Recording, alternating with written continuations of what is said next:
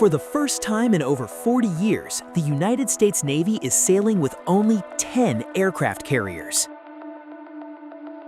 The USS Nimitz, hull number CVN-68, has left active service. A ship that survived 5 decades, multiple wars, and countless deployments across the most dangerous waters on Earth is finally gone.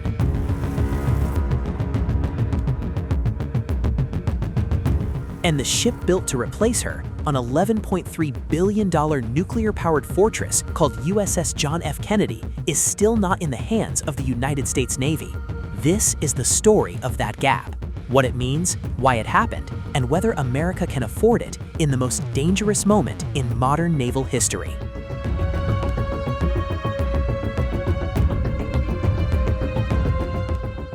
To understand why losing the Nimitz matters, you have to understand what she was. USS Nimitz was commissioned on May 3, 1975. That means she entered service the same year the Vietnam War ended. She was already at sea when the Soviet Union still existed.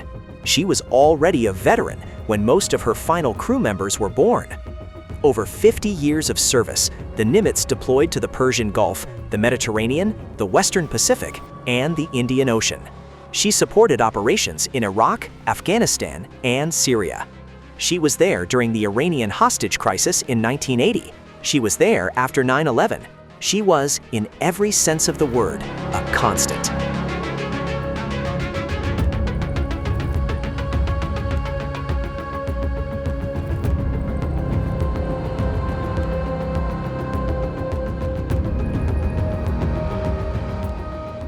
But steel ages, reactors have limits, and in May 2026, the United States Navy officially decommissioned USS Nimitz after half a century of service.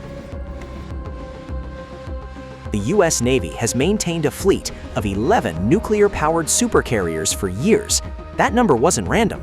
It was the minimum the Pentagon calculated was needed to maintain 2 major deployments simultaneously, keep 1 carrier in the Pacific, 1 in the Middle East, and still have ships in rotation for maintenance and training.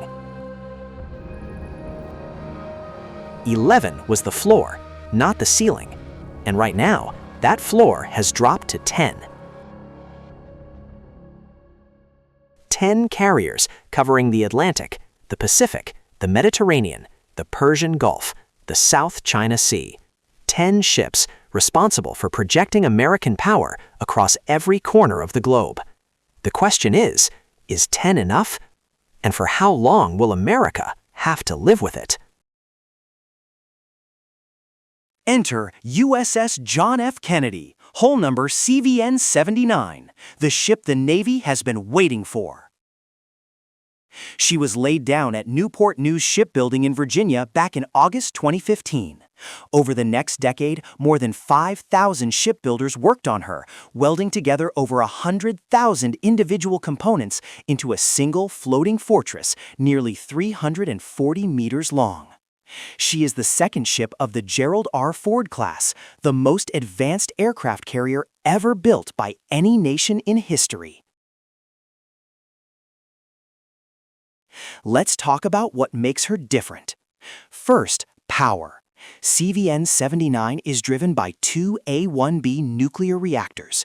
These aren't just engines. They generate 3 times the electrical output of the reactors on older Nimitz-class carriers. That extra power isn't just for propulsion. It's the foundation for every advanced system on board. Radar, sensors, electronic warfare, and eventually, directed energy weapons. Second, how she launches aircraft. Older carriers used steam catapults, a technology essentially unchanged since World War II. CVN-79 uses EMALS, the Electromagnetic Aircraft Launch System. Think of it as a giant railgun for aircraft.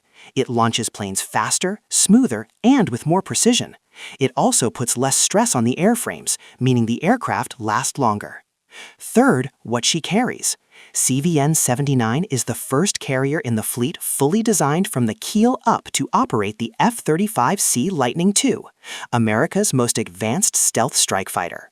While the older USS Gerald R. Ford still needs modifications to host the F-35C, Kennedy is ready from day one. And fourth, her eyes. CVN-79 carries the AN/SPY-6 radar system, a generation beyond what's on the Ford. This is the same radar family being installed on the newest Arleigh Burke destroyers.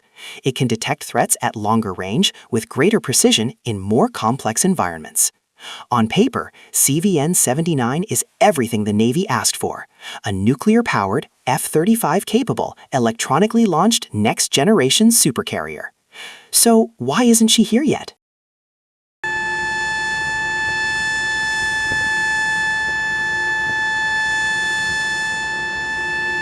This is the part of the story that the Pentagon would rather not talk about. When construction began in 2015, the Navy planned to have CVN-79 delivered by 2018, then 2020, then 2022, then 2024, then July 2025. Today, the official delivery date is March 2027. That's nearly a decade behind the original schedule. So what went wrong?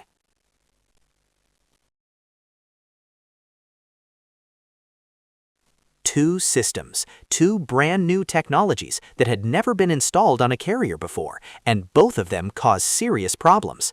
The first is the Advanced Arresting Gear, or AAG. When a fighter jet lands on a carrier, it's traveling over 240 kilometers per hour. The arresting gear is the system of cables and hydraulics that stops it in under 100 meters. On older carriers, this was mechanical, reliable, battle-tested, proven over decades. On the Ford class, they replaced it with an entirely new electromagnetic system.